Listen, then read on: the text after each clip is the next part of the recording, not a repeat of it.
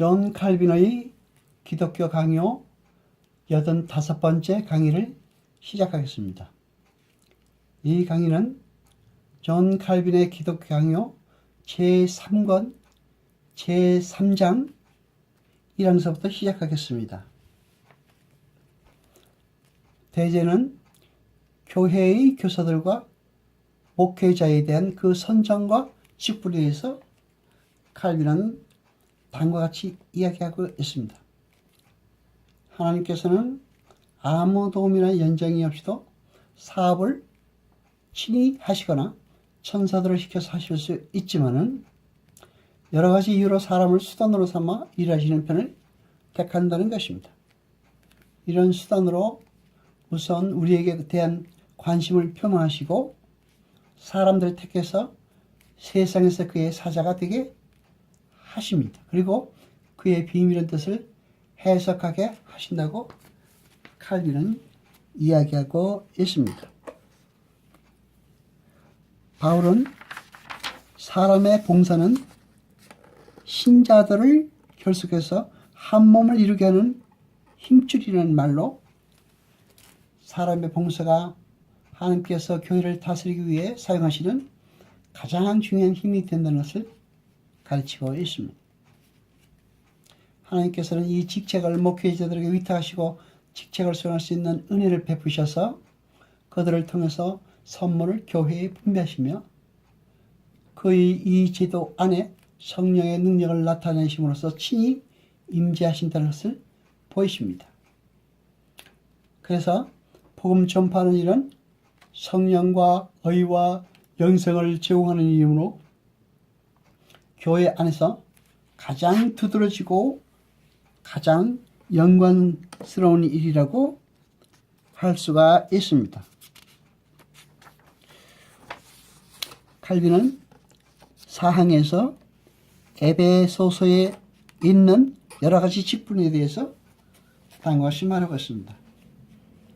교사들은 제자 훈련이나 성례 지팡이나 경고와 권면하는 일을 맡지 않고 성경을 해석하는 일만을 맡았다는 것입니다. 그 이유는 신자들 사이에 건전하고 순수한 교리를 유지하려는 것이었다고 칼빈은 말하고 있습니다. 그리고 목사는 이 모든 임무를 겸한다고 말하고 있습니다. 그러므로 현대의 교사들은 고대의 선지자에 그리고 목사들은 사도에 해당한다고 할 수 있습니다. 주께서는 사도들을 파견하실 때에 복음을 전파하며 믿는 자들에게 세례를 주어서 죄의 사함을 얻게 하라고 명령하셨습니다. 목사의 직분에는 복음을 전하며 성례를 집례한다는 두 가지 특별한 기능이 있다고 추론할 수 있습니다. 목사는 한 곳에서 부르심을 받았을 때에 그 부르심을 받은 사람은 그곳을 떠나거나 그곳에서 놓이기를 원해서는 안 되는 것입니다. 만일 다른 곳으로 옮기는 것이 유익하다 할 때에도 자기의 개인적인 결정으로 할 것이 아니고 공적인 인정을 기다려야 하는 것입니다.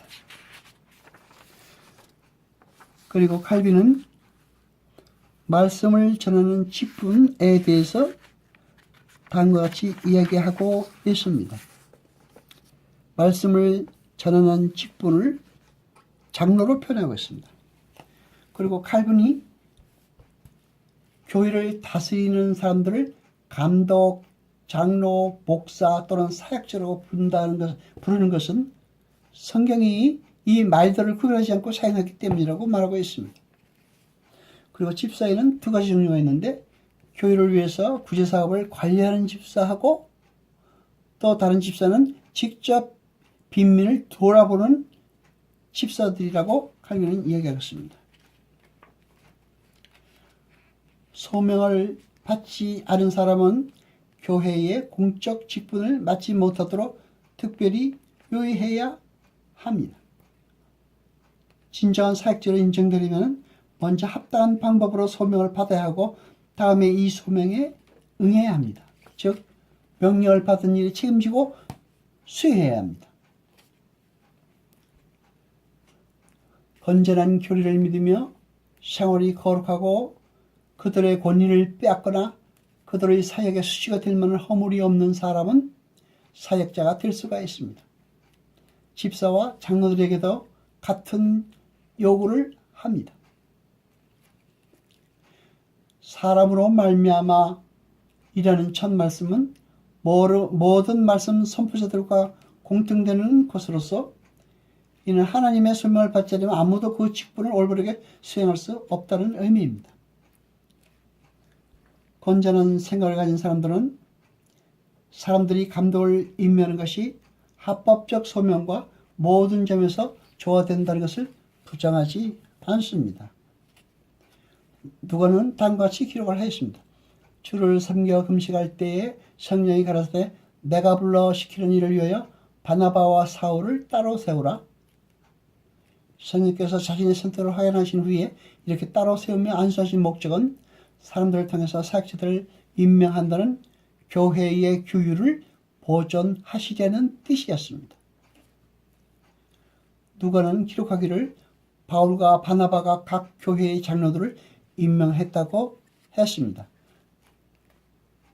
그러나 동시에 그 방법에 대해서 투표를 했다고 말하고 있습니다. 즉 다시 말하면 각 교회에서 장로들을 택하여라고 기록했다는 것입니다. 그러니까 이 두 사도들은 장로들을 택했다라고 기록을 했지만은 당시의 헬라 사람들의 선거 풍속에 따라 교회 전체가 거스로 그 소원을 표명한 것입니다. 안수의 진정한 의미는 그 원래의 의미를 또 회복한다면 안수라는 것은 허무한 것이 되지 않을 것입니다. 하나님이 어떤 것도 이유 없이 교회 내에 세우지 않는다는 것을 우리가 안다면 안수라는 의식도 하나님에게서 유리한 것이므로 우리가 미신적으로 악용하지만 않는다면 결코 무익한 것이 아니라고 생각할 수 있다고 칼빈은 이야기하고 있습니다. 여호와 아버지 하나님 거룩하시며 세세토록 영광과 찬송 받으소서. 말씀을 들을 때 깨닫게 하시고 우리로 진리를 알게 하소서. 이 모든 것 감사드리며 우리 주 예수 그리스도 이름으로 기도드리옵나이다. 아멘.